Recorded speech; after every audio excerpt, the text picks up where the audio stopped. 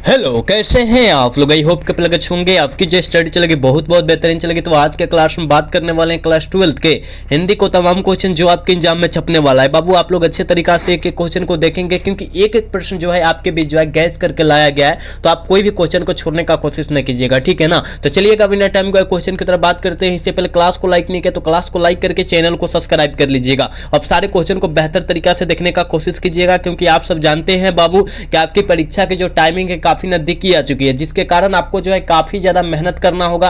तो आप प्रयास कीजिएगा ना कि सारे दिन मेहनत करने के लिए 4 से 5 घंटा बाबू, ठीक है ना, क्योंकि जितना समय बचल है उसमें आप अच्छे से मेहनत कीजिएगा, ठीक। चलिएगा 1 नंबर क्वेश्चन आपके स्क्रीन पर आ चुका है, जल्दी से इसका आंसर बताइएगा। कहा जा रहा है ना बाबू, निम्नलिखित में से कौन सी रचना गुलेरी जी की है। कौन सी रचना जो है गुलेरी जी की है बाबू। हमने कहा था, याद रखिएगा, पुरानी हिंदी और कछुआ धर्म दोनों है। याद रखिएगा ऑप्शन सी सही हो जाएगा। रसातल यात्रा जो है बालकृष्ण भट्ट जी की रचना है, आप याद रखिएगा, ठीक है ना। लेकिन दोनों जो है गुलेरी जी की रचना है, आपको याद रखना होगा, क्योंकि गुलेरी जी की रचना की बात कर रहा है, ठीक है। तो ऑप्शन सी वाला सही होगा, 1 का ऑप्शन सी हो जाएगा, याद रखिएगा, ठीक है। एक बार सारे बच्चे अगर क्लास को लाइक कर लीजिए, जितने बच्चे क्लास में जुड़े हैं ना बाबू, आप लोग क्लास को लाइक करके चैनल को सब्सक्राइब कर लीजिए आप लोग, ठीक है। चलिएगा अगला क्वेश्चन, यानी 2 नंबर क्वेश्चन में बाबू कहा जा रहा है घी शब्द क्या है। मतलब घी हम लोग खाते हैं, गाय या भैंस का आप लोग घी खाते हैं ना, तो याद रखिएगा घी शब्द जो है स्त्रीलिंग रूप है कि पुल्लिंग रूप है। आप कहिएगा सर पुल्लिंग रूप है, ऑप्शन बी हो जाएगा, 2 का ऑप्शन बी होगा, याद रखिएगा, ठीक है बबुआ। चलिएगा यहाँ 3 नंबर क्वेश्चन में कहा जा रहा है गोद में सोने वाला कहलाता है। गोद में सोने वाला क्या कहलाता है बाबू, जल्दी बतलाइएगा। तो गोद में सोने वाला कहलाता है आकांक्षयासी कहलाता है, बिल्कुल ऑप्शन क्या हो जाएगा, सी हो जाएगा। अंक साई कहलाता है, ऑप्शन सी वाला कलर सही हो जाएगा, याद रखिएगा, ठीक है बाबू। चलिए 4 नंबर क्वेश्चन में कहा जा रहा है ना गुरु के समीप रहने वाला कहलाता है। बहुत इंपॉर्टेंट क्वेश्चन है, आपके एग्जाम में यह क्वेश्चन कई बार पूछा जा चुका है। याद रखिएगा गुरु के समीप रहने वाला जो होता है अंत्यवासी कहलाता है बाबू। क्या अंत्यवासी कहलाता है, ऑप्शन जो हो जाएगा सी हो जाएगा, 4 का ऑप्शन सी होगा, याद रखिएगा, ठीक है। जितना क्वेश्चन आपके बीच कराया जा रहा है आप लोग अच्छे तरीका से सारे क्वेश्चन को देखेंगे। चलिए बबुआ अगला क्वेश्चन, यानी 5 नंबर क्वेश्चन में कहा जा रहा है ना, कहा जा रहा है कि जिसका खंड न किया जा सके वह है। जिसका देखो, जिसका हम लोग खंड न करेंगे उसे अखंडनीय बोलते हैं। क्या बोलते हैं बाबू, अखंडनीय बोलते हैं। ऑप्शन डी में दिया है, ऑप्शन डी वाला सही होगा, 5 का ऑप्शन डी होगा, याद रखिएगा, ठीक है। एक बार सारे बच्चे क्लास को लाइक कीजिए बाबू, ठीक है। क्लास को लाइक कीजिए, क्योंकि आप सभी के लिए बहुत ज्यादा मेहनत करते हैं, बहुत ज्यादा मेहनत करते हैं, आप सबसे ज्यादा मेहनत करते हैं हम लोग बाबू। तो आपका एक फर्ज बनता है क्लास को लाइक करना, चैनल को सब्सक्राइब करना, ठीक है। तो आप सारे बच्चे कर लीजिए इस काम को। चलिएगा अगला क्वेश्चन 6 नंबर क्वेश्चन में बाबू कहा जा रहा ना जिसका जन्म पहले हुआ हो, जो उसे कहते हैं, उसे क्या कहते हैं बाबू, जिसका जन्म पहले हुआ। देखो जिसका जन्म हो सकता है अगर लड़की का हुआ है, आपसे पहले आपका जो है मान लीजिए बहन का जन्म हुआ है तो बड़ी बहन हो जाएगी, ठीक है ना। आपके पहले जो है बड़े भाई का यहाँ कर दिया, जिसका जन्म पहले हुआ है मतलब बड़ा भाई, मतलब जन्म आपसे पहले होगा वो बड़ा भाई होगा, है ना, होगा ना।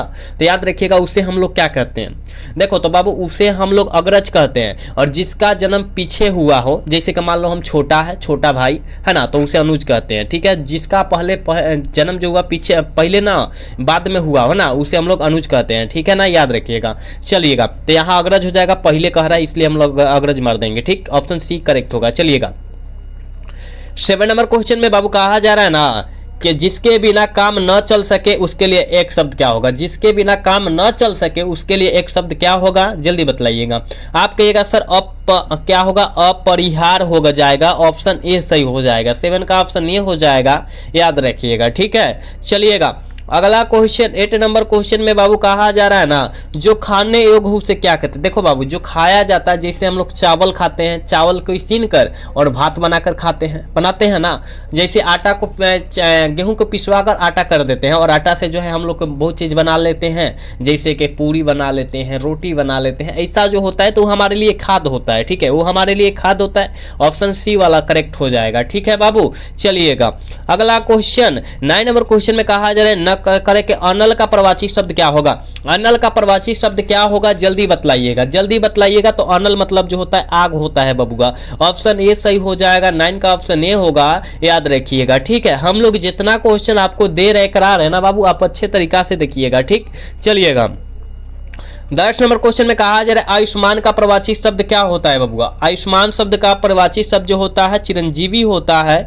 बिल्कुल ऑप्शन सी हो जाएगा, 10 का ऑप्शन सी होगा, याद रखिएगा। ठीक है, चलिएगा अगला क्वेश्चन 11 नंबर क्वेश्चन में कहा जा रहा है झंझट शब्द का प्रवाची शब्द क्या होगा। झंझट शब्द का प्रवाची शब्द जो होता है बवाल होता है। ठीक है, ऑप्शन सी वाला सही होगा, याद रखिएगा। जैसे कि आपके कोचिंग में कुछ आपके बच्चा कुछ बोल दिए, याद रखिएगा, वहां आप जो है वहां से जो है झंझट हो गया, झगड़ा हो गया, आपके बीच बवाल हो गया, है ना, वही बोलते हैं झंझट मतलब। ठीक है, चलिएगा डरावना शब्द का प्रवाची शब्द क्या होगा, जल्दी बतलाइएगा बाबू। डरावना शब्द का प्रवाची शब्द क्या होता है, कहिएगा सर भयानक।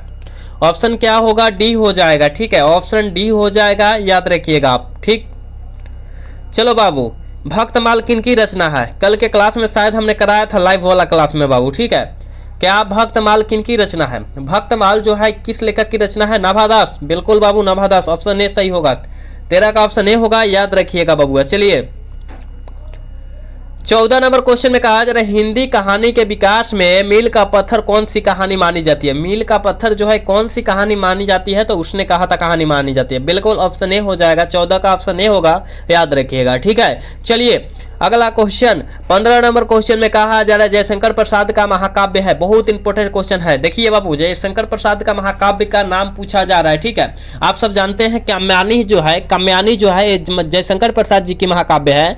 ऑप्शन ए वाला सही होगा, 15 का ऑप्शन ए हो जाएगा, याद रखिएगा। ठीक है, चलिए 16 नंबर क्वेश्चन में कहा जा रहा है पुत्र वियोग शीर्षक कविता की कवित्री कौन है। पुत्र वियोग शीर्षक कविता की कवित्री कौन है, जल्दी बतलाइएगा क्या होने वाला है। ठीक है, 16 का ऑप्शन क्या होने वाला है, याद रखिएगा, पुत्र वियोग सुभद्रा कुमारी चौहान। ठीक है, ऑप्शन सी वाला सही हो जाएगा, याद रखिएगा। चलिएगा 17 नंबर क्वेश्चन में कहा जा रहा है मालती किस कहानी की पत्रा है। मालती जो है बबुआ किस कहानी की पत्रा है, तो रोज कहानी की पत्रा जो है ना मालती है। बिल्कुल ऑप्शन क्या हो जाएगा, बी हो जाएगा। पत्रा मतलब का नायिका, याद रखिएगा। चलिए 28 नंबर क्वेश्चन में कहा जा रहा है ज्ञानेंद्र पति की कविता कौन सी कविता है। ज्ञानेंद्र पति जी कौन सी कविता को लिखे हुए बाबू, आप कहिएगा गांव का घर जो है ना ये ज्ञानेंद्र पति जी के लिखा हुआ कविता है। बिल्कुल ऑप्शन ए हो जाएगा, याद रखिएगा। हार जीत जो है अशोक वाजपेयी जी का लिखा हुआ कविता है। अधिनायक जो है रघुवीर सहायक जी का लिखा हुआ कविता है। प्यारे नन्हे बेटे का विनोद कुमार शुक्ल जी की रचना है। आप एक क्वेश्चन को याद रखें, हम जितना साइड से क्वेश्चन बतला रहे हैं बबुआ। ठीक, चलिएगा 19 नंबर क्वेश्चन में कहा जा रहा है ना हिंदी साहित्य का सूर्य किसे कहा जाता है। हिंदी साहित्य का सूर्य जो होता है वो किस कवि को कहा जाता है। बहुत इंपॉर्टेंट क्वेश्चन है बाबू, बहुत इंपॉर्टेंट क्वेश्चन है, याद रखिएगा। 19 का ऑप्शन ए हो जाएगा बाबू, सूरदास को बोला जाता है। ठीक है, 20 नंबर क्वेश्चन में बाबू कहा जा रहा है ना नाभादास का काव्य जो है रचना क्षेत्र था। नाभादास जी का काव्य रचना क्षेत्र क्या था, आप कहिएगा सर वृंदावन था। बिल्कुल ऑप्शन सी हो जाएगा, 20 का, याद रखिएगा। ठीक है, अगला क्वेश्चन की तरफ बात करते हैं बबुआ। 21 नंबर क्वेश्चन में कहा जा रहा है ना सुभद्रा कुमारी चौहान का जन्म कब हुआ था। सुभद्रा कुमारी चौहान का जन्म बबुआ कब हुआ था, जल्दी बतलाइएगा। हम बात करते हैं कब हुआ था, आप कहिएगा सर जी 16 अगस्त, क्या 16 अगस्त 1900 कितना 1904 ईस्वी, कहिएगा जी गुरुजी। और मृत्यु कब हो चुका था, तो आप कहिएगा सर 15 फरवरी 1948 ईस्वी। याद रखिए बबुआ, ये सारे क्वेश्चन आपके एग्जाम में आने वाला क्वेश्चन है, बतला रहे हैं तो। ठीक है, तो 1948 ईस्वी में क्या हुआ था, मृत्यु हो चुका था। और जन्म जो हुआ था 16 अगस्त 1904 ईस्वी को हुआ था, आप याद रखिएगा। ठीक है, कैसे मृत्यु हुआ था, कार दुर्घटना में हुआ था, ये भी साथ में याद रखिएगा। ठीक है, ऑप्शन ए करेक्ट हो जाएगा। ठीक है बाबू, चलो 22 नंबर क्वेश्चन में कहा जा रहा है मुक्ति बोध का जन्म स्थल कहाँ है। मुक्ति बोध जी का जन्म स्थल जो है कहाँ पर है, जल्दी बतलाइएगा बाबू, क्या होने वाला है। तो श्यामपुर है, बिल्कुल ऑप्शन बी हो जाएगा। 22 का ऑप्शन बी होगा, याद रखिएगा। 22 का ऑप्शन बी हो जाएगा। ठीक है बाबू, चलो यहाँ जो है 23 नंबर क्वेश्चन में कहा जा रहा है कि आलस्य शब्द का विशेषण क्या होगा। आलस्य शब्द का विशेषण जो होता है आलसी होता है बबुआ, क्या आलसी होता है, आप समझिएगा। ठीक है, ऑप्शन क्या हो जाएगा, डी हो जाएगा। 23 का ऑप्शन डी होगा, याद रखिएगा। चलिएगा अगला क्वेश्चन 24 नंबर क्वेश्चन में कहा जा रहा है कि अधपक्का शब्द में उपसर्ग बताइएगा। अधपक्का शब्द में उपसर्ग बतलाइएगा, क्या होने वाला है। ठीक है, अध जोर पक्का, अर्धचोर पक्का जो होता है अधपक्का होता है, ठीक है। ऑप्शन ए सही हो जाएगा, 24 का ऑप्शन ए होगा, याद रखना है, ठीक है। चलिएगा अगला क्वेश्चन 25 नंबर क्वेश्चन में कहा जा रहा है सपरिवार शब्द में उपसर्ग बतलाइएगा। उपसर्ग से लगभग 3 से 4 क्वेश्चन पूछे जाएंगे बाबू, याद रखिएगा, ठीक है। तो सपरिवार में उपसर्ग यानी सजोर परिवार, स जो परिवार स जो हो जाएगा उपसर्ग हो जाएगा, परिवार जो हो जाएगा प्रत्यय हो जाएगा। बबुआ ऑप्शन ए हो जाएगा, ठीक है। 25 का ऑप्शन ए होगा, याद रखिएगा, ठीक। चलिएगा 26 नंबर क्वेश्चन में कहा जा रहा है कि अंकुरित शब्द में प्रत्यय बतलाइएगा। बहुत खास क्वेश्चन है बाबू, जल्दी बतलाने का कोशिश कीजिएगा। अंकुरित में प्रत्यय क्या होगा?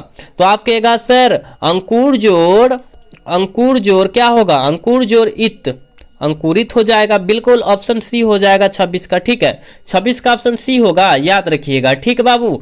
चलिएगा अगला क्वेश्चन की तरफ बात करते हैं और यहाँ जो है 27 नंबर क्वेश्चन में कहा जा रहा है नवरत्न शब्द में उपसर्ग बतलाइए, कौन सा समास है? नवरत्न, देखियो बाबू यहाँ जो है नव जो है संख्या है, ठीक है।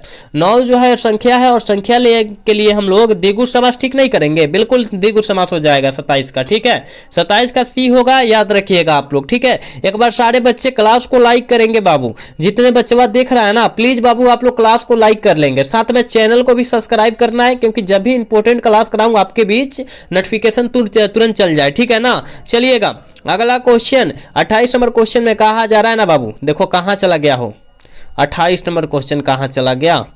हाँ देखो कहा जा रहा है कि आकाश पाताल एक करना मुहावरा का अर्थ क्या होता है? देखो बाबू अभी आप सब जो है आकाश पाताल जो है एक कर रहे हो, परीक्षा में जो है अच्छा नंबर लाने के लिए 450 नंबर लाने के लिए बाबू आप आकाश पाताल एक कर रहे हो, पता है ना, बहुत परिश्रम कर रहे हो, बहुत मेहनत कर रहे हो आप लोग, ठीक है। और रियल बच्चे सब रियल जो है हीरो है आप सब, ठीक है, रियल हीरो है क्योंकि आप लोग बहुत ज्यादा मेहनत कर रहे हो बाबू अभी, ठीक है। देख रहे हैं सारे बच्चे को हम देख रहे हैं, बहुत ज्यादा मेहनत स्ट्रगल बहुत ज्यादा कर रहे हैं, किस लिए? सीधा इसके लिए कर रहा है अभी जो है फोकस इस पर है, अभी नौकरी चाकरी पर नहीं है, इस पर आगे जो है मेन जो है इसी पर है, ठीक है। तो इस पर फोकस रखिएगा तभी तो आगे वाला होगा ना। तो याद रखिएगा कठिन परिश्रम करना, बिल्कुल ऑप्शन डी होगा, याद रखिएगा क्योंकि अभी आप लोग जो है इसका उदाहरण बन चुके हो, आकाश पाताल एक कर रहे हो, ठीक है। चलिएगा अगला क्वेश्चन, मुट्ठी में करना मुहावरा का अर्थ क्या होता है? मुट्ठी में करना मुहावरा का अर्थ क्या होता है, जल्दी बतलाइएगा। मुट्ठी में करना मुहावरा का अर्थ क्या होता है बाबू? देखो अपने वश में करना बाबू, अपने वश में करना, याद रखिएगा अपने वश में करना, ठीक है, याद रखिएगा। 29 का ऑप्शन सी हो जाएगा, ठीक है। चलो यहाँ जो है 30 नंबर क्वेश्चन जो है काफी ज्यादा इंपॉर्टेंट है, जल्दी बतलाओगे। कहा जाए चमक शब्द क्या है? चमक शब्द बबुआ क्या है, मतलब स्त्रीलिंग रूप है कि पुल्लिंग रूप है? स्त्रीलिंग रूप है, बिल्कुल ऑप्शन ए हो जाएगा, याद रखिएगा। 30 का ऑप्शन ए होगा बाबू, याद रखना है, ठीक है। चलिए नेक्स्ट क्वेश्चन 31 नंबर क्वेश्चन में कहा जा रहा है कि संधि के कितने भेद होते हैं? जल्दी बतलाइएगा। कहां चला गया हो? देखो तो कहां चला गया, हाँ यहां पर आ गया। संधि के कितने भेद होते हैं? तो संधि स्वर्ग संधि, विसर्ग संधि, व्यंजन संधि। कितना हुआ कहिएगा सर जी? तीन तो बोले तो तीन प्रकार के तो होता है, बिल्कुल ऑप्शन सी हो जाएगा। 31 का ऑप्शन सी होगा बाबू, याद रखिएगा, ठीक। चलिएगा 32 नंबर क्वेश्चन में कहा जा रहा है भीड़ शब्द कौन सा संज्ञा है? देखो भीड़ आ जाए, जैसे कि भीड़ कहाँ लगता है? बाजार में लगता है, मेला में लगता है, वर्ग में भीड़ लगता है ना, याद रखिएगा। ऊ जो हो जाएगा समूहवाचक संज्ञा हो जाएगा, बिल्कुल ऑप्शन डी हो जाएगा। 32 का ऑप्शन बचवा डी हो जाएगा, याद रखिएगा आप सब, ठीक है। चलिएगा अगला क्वेश्चन 33 नंबर क्वेश्चन में कहा जा रहा है कारक के कितने भेद होते हैं? कारक जो होता है कितने प्रकार के होते हैं? 8 प्रकार के बबुआ होते हैं। कितना? 8 प्रकार के होते हैं, बिल्कुल ऑप्शन डी हो जाएगा, याद रखिएगा। 33 का ऑप्शन डी होगा, याद रखना है। चलिएगा 34 नंबर क्वेश्चन में कहा जा रहा है ना बाबू, कहा जा रहा है यहाँ देखो, कहा जा रहा है कि अर्धनारीश्वर पाठ के लेखक कौन है? अर्धनारीश्वर पाठ के लेखक जो है कौन हो जाएंगे, ठीक है। आप सभी को पता है कि अर्धनारीश्वर पाठ के लेखक जो है रामधारी सिंह दिनकर है, बिल्कुल ऑप्शन सी हो जाएगा। 34 का ऑप्शन सी होगा, याद रखिएगा बाबू। एक बार सारे बच्चे से रिक्वेस्ट है कि एक बार क्लास को लाइक करके और चैनल को आप लोग सब्सक्राइब कर ले बाबू, ठीक है। जितने बच्चे देख रहे हैं सारे बच्चे से हम बोल रहे हैं बाबू, क्लास को लाइक कीजिएगा, चैनल को सब्सक्राइब कीजिएगा आप लोग, ठीक है। चलिएगा 35 नंबर क्वेश्चन में कहा जा रहा है शिव का उपासक कहलाता है बबुआ। शिव का उपासक जो होता है सेव कहलाता है। क्या कहलाता है?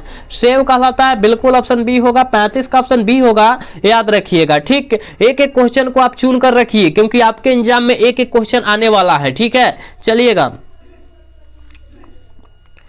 36 नंबर क्वेश्चन में बबुआ कहा जा रहा है कि चंद्रधर शर्मा गुलेरी ने कुल कितनी कहानियां लिखी? गुलेरी जी ने कुल कितनी कहानियां लिखी है? जल्दी बतलाइएगा। तो यह जो है 3 कहानियां लिखे थे, बुद्धू का कटा, सुखमय जीवन, उसने कहा था कहानी, 3 हो गया ना, 3 लिखे थे, बिल्कुल ऑप्शन सी हो जाएगा, 36 का ऑप्शन सी होगा, याद रखिएगा। चलिएगा अगला क्वेश्चन 37 नंबर क्वेश्चन में कहा जा रहा है कि आत्महत्या के विरुद्ध क्या है? आत्महत्या के विरुद्ध बाबू क्या है, जल्दी बतलाइएगा। आत्महत्या के विरुद्ध क्या है? आप कहिएगा गुरुजी ये जो है कविता है, बिल्कुल ऑप्शन सी हो जाएगा, 37 का ऑप्शन करेक्ट सी होगा, याद रखिएगा, ठीक है। 38 नंबर क्वेश्चन में कहा जा रहा है कि नए साहित्य का शोधशास्त्र के लेखक कौन है? नए साहित्य पूछा जा रहा है, दलित नहीं पूछा जा रहा है रे बबुआ, दलित नहीं पूछा जा रहा है, दलित साहित्य के शोधशास्त्र के लेखक कहता तो हम लोग ओम प्रकाश वाल्मीकि मारते, ओम प्रकाश वाल्मीकि मारते, लेकिन यहाँ पर नए साहित्य के शोधशास्त्र के लेखक पूछा जा रहा है रे बबुआ, यहाँ गजानन माधव मुक्ति बोध जी हो जाएंगे, बिल्कुल ऑप्शन बी हो जाएगा 38 का, याद रखिएगा, ठीक है। चलिएगा 39 नंबर क्वेश्चन में कहा जा रहा है बाबू, कहा जा रहा है ना निम्नलिखित में से किस कहानी में ग्रेगिन का उल्लेख है? किस कहानी में जो है ग्रेगिन का उल्लेख है, जल्दी बतलाइएगा बाबू, ठीक है, जल्दी बतलाइएगा। 39 का आंसर क्या होने वाला है? 39 का आंसर क्या होने वाला है कहिएगा गुरुजी। निम्नलिखित में से कौन जो है ग्रेगिन से उल्लेख है? रोज कहानी जो है ग्रेगिन से उल्लेख है, बिल्कुल ऑप्शन बी होगा 39 का, याद रखिएगा। चलिएगा अगला क्वेश्चन 40 नंबर क्वेश्चन में कहा जा रहा है बबुआ, कहा जा रहा है कि सिपाही की माँ के रचनाकार कौन है? सिपाही के माँ पाठ के रचनाकार जो है कौन है कहिएगा? सर मोहन राकेश जी है, बिल्कुल ऑप्शन ए हो जाएगा, 40 का ऑप्शन ए होगा, याद रखिएगा, ठीक। चलिएगा 41 नंबर बाबू क्वेश्चन में कहा जा रहा है ना ओ सादा नीरा किस विधा के अंतर्गत आता है? ओ सादा नीरा जो होता है वो किस विधा के अंतर्गत आता है, जल्दी बतलाइएगा, जल्दी बतलाइएगा। कहा जा रहा है ना वो सादा नीरा किस विधा के निबंध आता है, तो याद रखिएगा निबंध के, ठीक है, ऑप्शन बी सही होगा, 41 का ऑप्शन बी होगा, याद रखना है। चलिएगा 42 नंबर क्वेश्चन में बाबू कहा जा रहा है ना जयप्रकाश नारायण रचित पाठ का नाम बतलाइए, जयप्रकाश नारायण रचित पाठ का नाम बतलाइए क्या है, जल्दी बतलाइएगा। तो याद रखिएगा जयप्रकाश नारायण जी संपूर्ण क्रांति वाला भाषण नहीं लिखे हैं, बिल्कुल लिखे हुए हैं, यही तो है ऑप्शन सी वाला। प्रगतिवर समाज जो है ये नामवर सीन, याद रखिएगा, कौन लिखे हुए हैं? नामवर सीन लिखे हुए हैं, याद रखना है। बातचीत बालकृष्ण भट्ट लिखे हुए हैं, तिरिच उदय प्रकाश जी लिखे हुए हैं। आप याद रखिए, हम लोग जितना क्वेश्चन बतला रहे हैं उस क्वेश्चन को आप लोग याद रखिए, ठीक है। चलिएगा 43 नंबर क्वेश्चन में कहा जा रहा है कि बालकृष्ण भट्ट किस काल के जो है रचनाकार है? किस काल के रचनाकार है, जल्दी बतलाइएगा। कहिएगा सर भारतेंदु युग के है, ठीक है ना, ऑप्शन ए हो जाएगा, ठीक है। चलिएगा बर्बे रामायण किनकी रचना है? बहुत खास क्वेश्चन है, बहुत क्वेश्चन खास है, याद रखिएगा इसको। तो याद रखिएगा बर्बे रामायण जो है तुलसीदास जी की रचना है, बिल्कुल ऑप्शन सी होगा, 44 का ऑप्शन सी होगा, याद रखना है आपको, ठीक है बाबू। चलिएगा 45 नंबर क्वेश्चन में कहा जा रहा है बीजक का रचयिता कौन है? बीजक पाठ का रचयिता जो है कौन है, जल्दी बतलाने का कोशिश करेंगे आप लोग, ठीक है। तो आप कहिएगा सर कबीर दास जी हैं, बिल्कुल ऑप्शन बी होगा 45 का, याद रखिएगा। चलिए 46 नंबर क्वेश्चन में कहा जा रहा है रसोई घर कौन सा समास है? रसोई घर में कौन सा समास है? तत्पुरुष समास। रसोई घर में कौन सा समास है? तत्पुरुष समास, बिल्कुल ऑप्शन ए होगा, 46 का ऑप्शन ए होगा, याद रखना है, ठीक है। चलिए उदय प्रकाश का जन्म कब हुआ था? आप सभी को पता है बाबू के उदय प्रकाश जी का जन्म जो हुआ था 1952, ठीक है, याद रखिए, ऑप्शन ए सही हो जाएगा, 47 का करेक्ट ऑप्शन ए होगा बाबू, याद रखना है आपको, ठीक है। चलिएगा 48 नंबर क्वेश्चन का आंसर बतलाइएगा, ये भी काफी ज्यादा खास क्वेश्चन है। कहा जा रहा है कि प्राकृतिक वर्णन से संबंधित कविता कौन है? प्राकृतिक वर्णन से संबंधित कविता जो है उषा जो कविता है प्राकृतिक वर्णन से संबंधित कविता है, बिल्कुल ऑप्शन सी हो जाएगा। और पूछा जाएगा कि उषा का जादू जो होता है कब टूटता है? तो कहिएगा सर सूर्योदय होने पर टूटता है, ठीक है, याद रखिएगा। चलिए कहा जा रहा है भूषण की कविता में कौन सा रस पाया जाता है? भूषण जी की कविता में बाबू कौन सा रस पाया जाता है? तो वीर रस पाया जाता है, बिल्कुल ऑप्शन सी होगा, 49 का ऑप्शन सी हो जाएगा, याद रखिएगा। चलिएगा नेक्स्ट क्वेश्चन 50 नंबर क्वेश्चन है और आज के क्लास के लास्ट क्वेश्चन है बाबू। कहा जा रहा है ना कि जय कृष्णमूर्ति का पूरा नाम क्या होता है? जय कृष्णमूर्ति का पूरा नाम क्या होता है, जल्दी बतलाइएगा। कहेगा सर जिद्दू कृष्ण मूर्ति होता है, क्या होता है? जिद्दू कृष्ण मूर्ति होता है, बिल्कुल ऑप्शन बी होगा, 50 का ऑप्शन बी हो जाएगा, याद रखिएगा। बाबू हमने आपके बीच जो है 50 क्वेश्चन कराया है, लेकिन आपके एग्जाम से हूबहू रिलेटेड क्वेश्चन है, तो आप किसी भी हाल में और किसी भी परिस्थिति में सारे क्वेश्चन को याद रख लीजिएगा, कोई भी क्वेश्चन को न छोड़िएगा, ठीक है। तो आज का क्लास जो है कैसा लगा? अगर अच्छा लगा होगा तो चैनल को सब्सक्राइब और वीडियो को लाइक कर चलिएगा। मिलेंगे अगला सेशन में। जय हिंद, जय भारत, टाटा, बाय बाय।